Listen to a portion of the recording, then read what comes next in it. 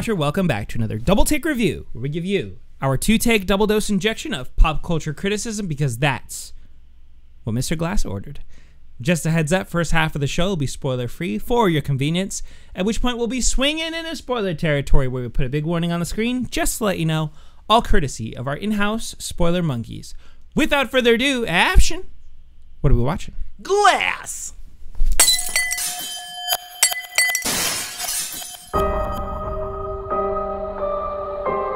Elijah's changed over the years. What do you want? I am here to see if tales of the extraordinary being are true. May I meet the beast? I'm Mary Reynolds. I have to get out of here before he gets out. A lot of people are going to die.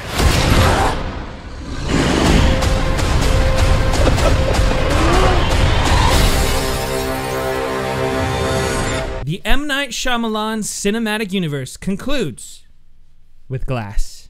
And Ashton, what did you think? I liked it.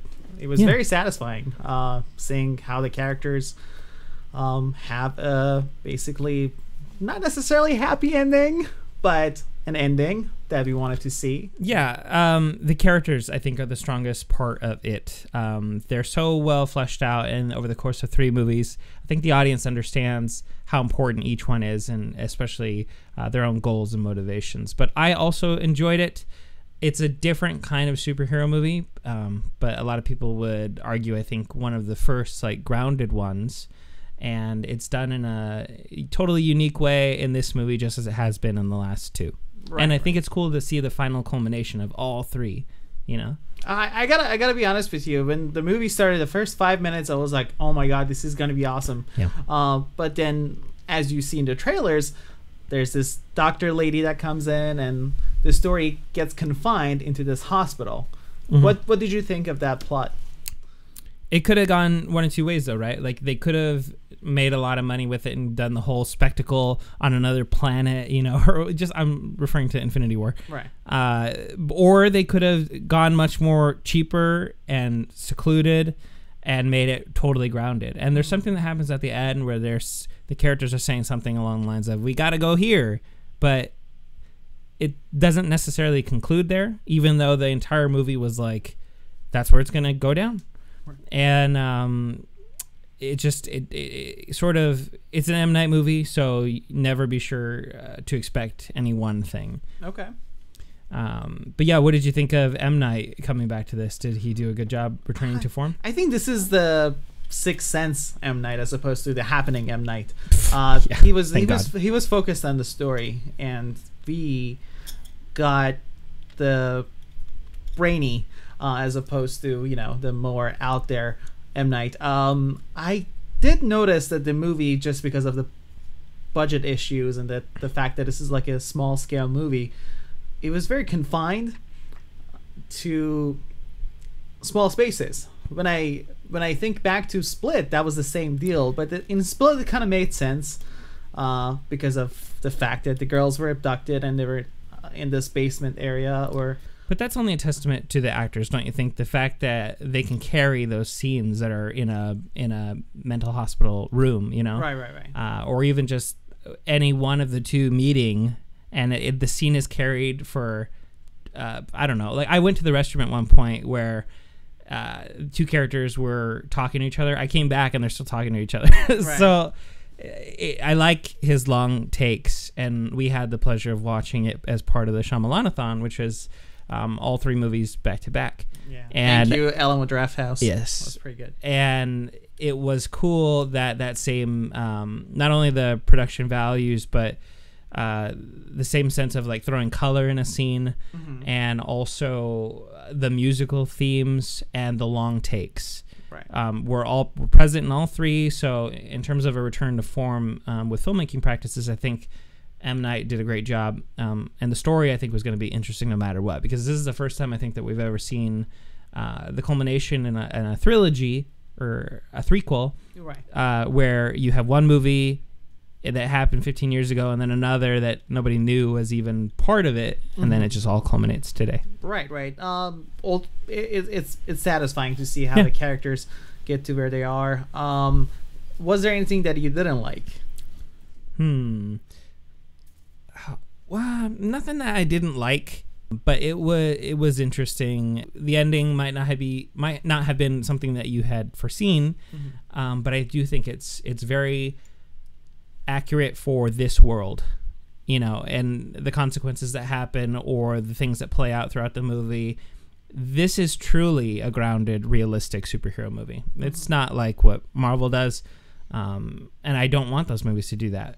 But this one, I think, for what it is and what it had originally set out to be, it does have a satisfying ending. Right. I think people will be interested to see it. I think there are more stuff that we can talk about in the spoiler section. So, what would be your overall thoughts before we jump into spoilers? I think people will like it. I liked it. It wasn't something that blew me away, but I thoroughly enjoyed it, and I had handfuls of popcorn, one after the other. I did enjoy it. You should go see it. Endorsement by me. I think Split was a better solo movie in the franchise, but this is a good culmination of all the stories at the end. So I think this is a good time then for us to swing into spoiler territory. Cue those spoiler monkeys.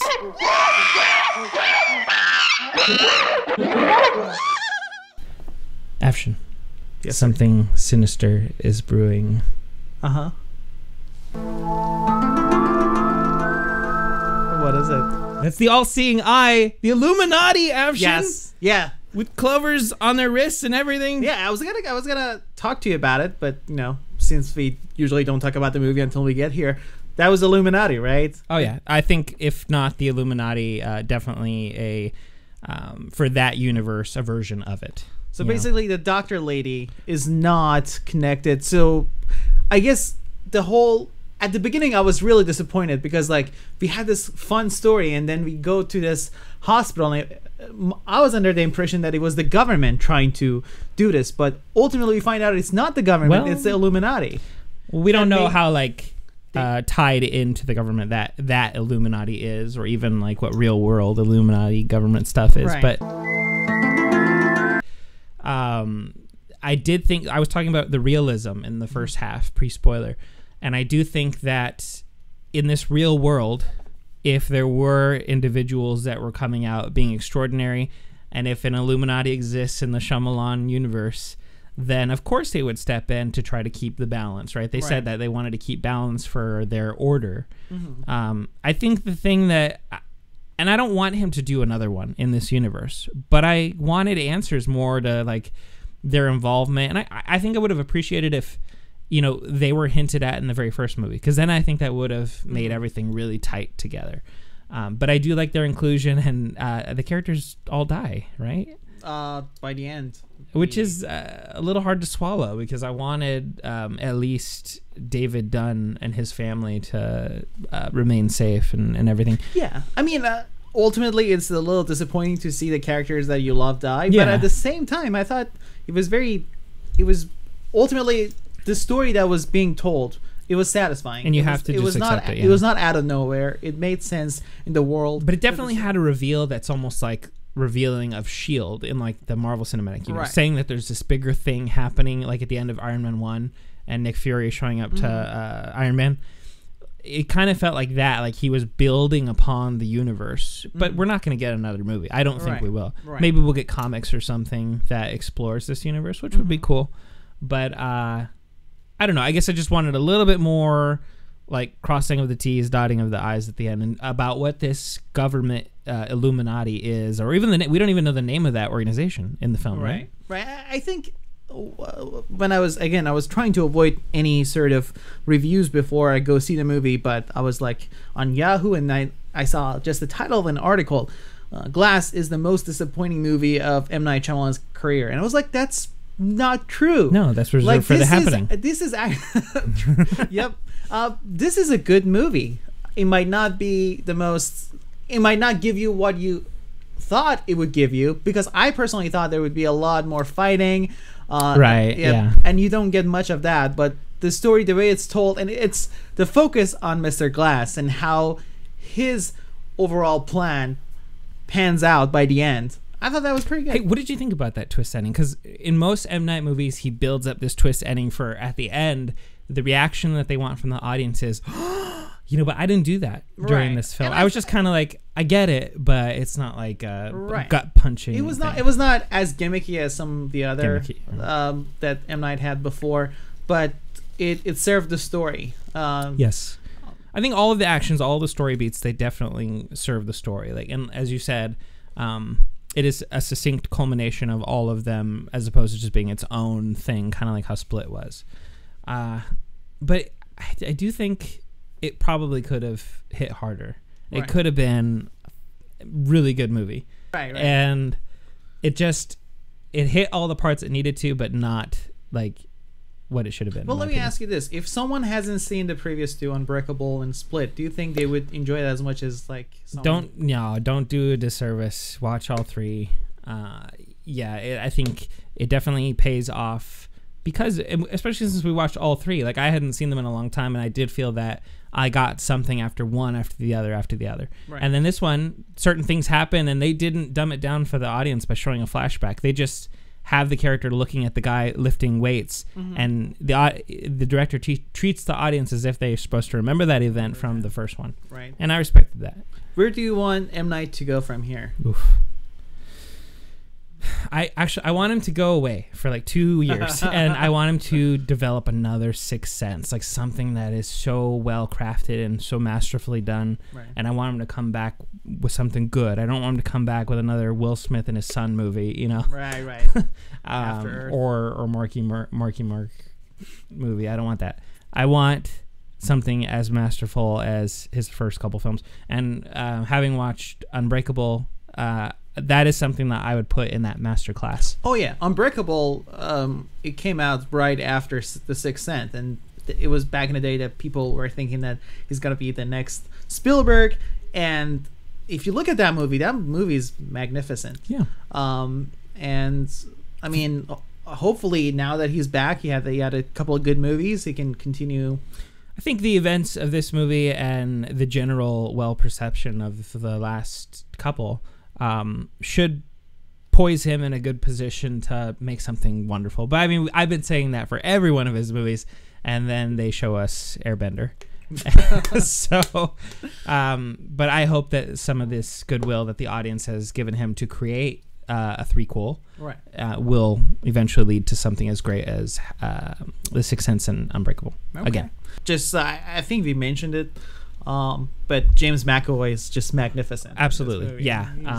I spoke earlier about the characters, but I didn't say enough about him in particular. I do think the only reason this franchise has that little extra juice in it is probably because of him. Yeah.